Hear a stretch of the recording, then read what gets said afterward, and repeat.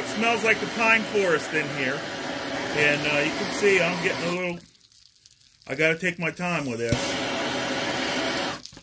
Because it'll get too hot and runny.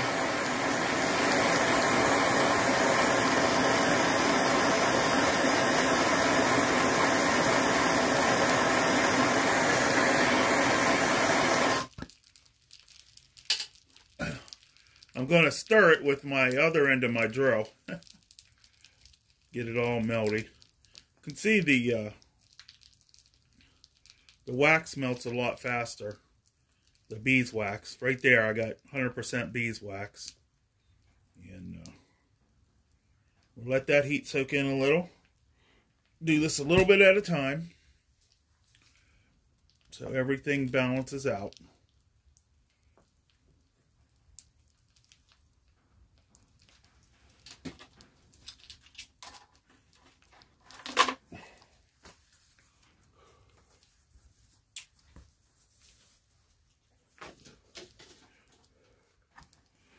Got a little piece of leather here to hold on to it while I stir it around. See, there's plenty of heat in the iron, so I don't need to heat it anymore. And you can see it's getting rather liquidy.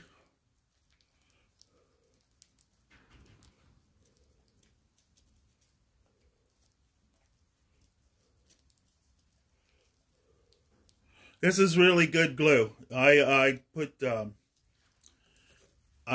dog bane fibers and or nettle fibers, whichever I happen to have, in as a binder instead of the animal waste, poo or whatever that most people do. So it smells so good when you're cooking this stuff. We're almost dissolved.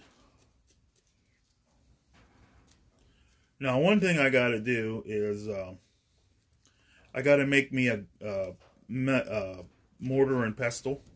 So when I make glue this year, because I have a bunch of trees tapped, and I should be making more glue this year. And I'm going to sell glue. I see we still got one little chunk in there. You see, I don't have to heat it very long, and with the iron, it stays hot a long time, which makes it easy to work with and harder to work with because you want it to seal up, you know, freeze up pretty fast sometimes.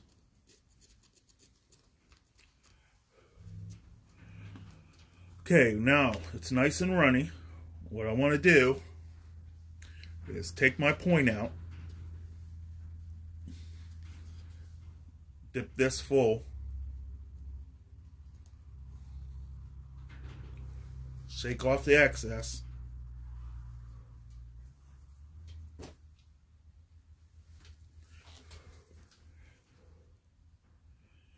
And you can use this on arrows too.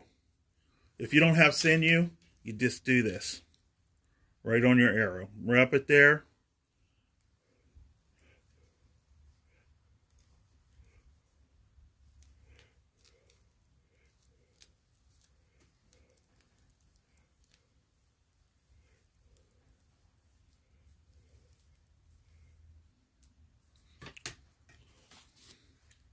Don't forget to lick your fingers when you're going to shape it.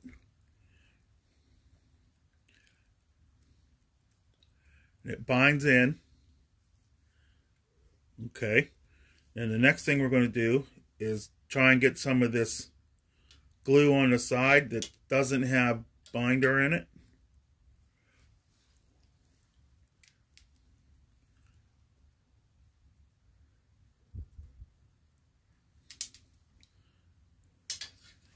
Okay. Oops, you can't see if I do it that way.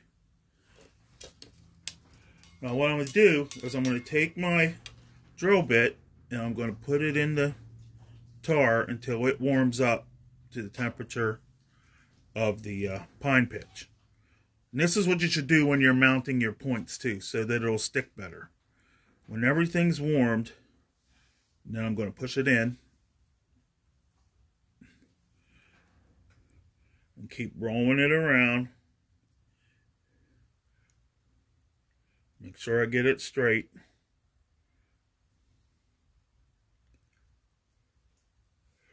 Take this up.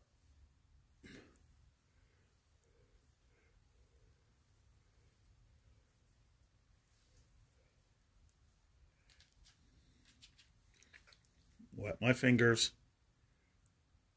And as it cools,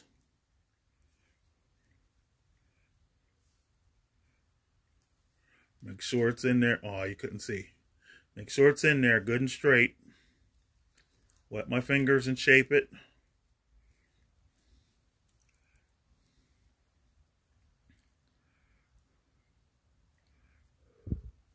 You can see it's good and straight. And then I'm going to take a, wonder if I got an old feather laying around.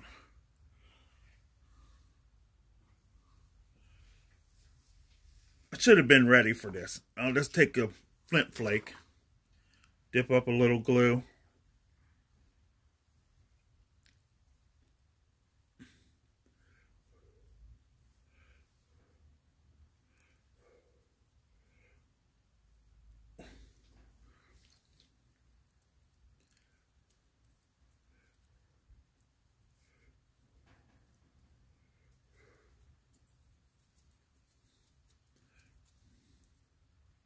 You can see it's so cold, it's hardened. It's getting hard very quickly.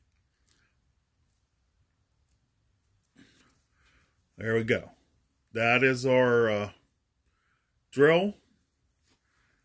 Ready to drill. Now, if this is too wide, what I'll do is I'll warm this up and I'll squeeze some sand in it, and it will it'll be like sandpaper. Now, the long part is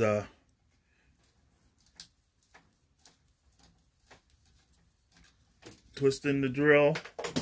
Now, I'm not going to show this whole thing because it's just going to be boring. When I get to the end, I'll make the sander to do the inside.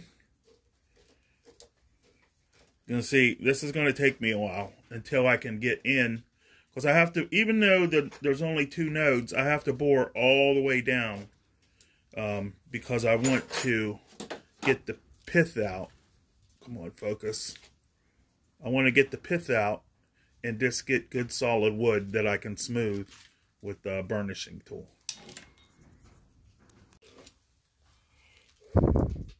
Hey, here's an update on my progress to the magic of YouTube. You can see I've got my board out, and I'm about that far in. I'm going to melt this and I'm going to melt this glue and add sand so that it will smooth the bore while it goes down.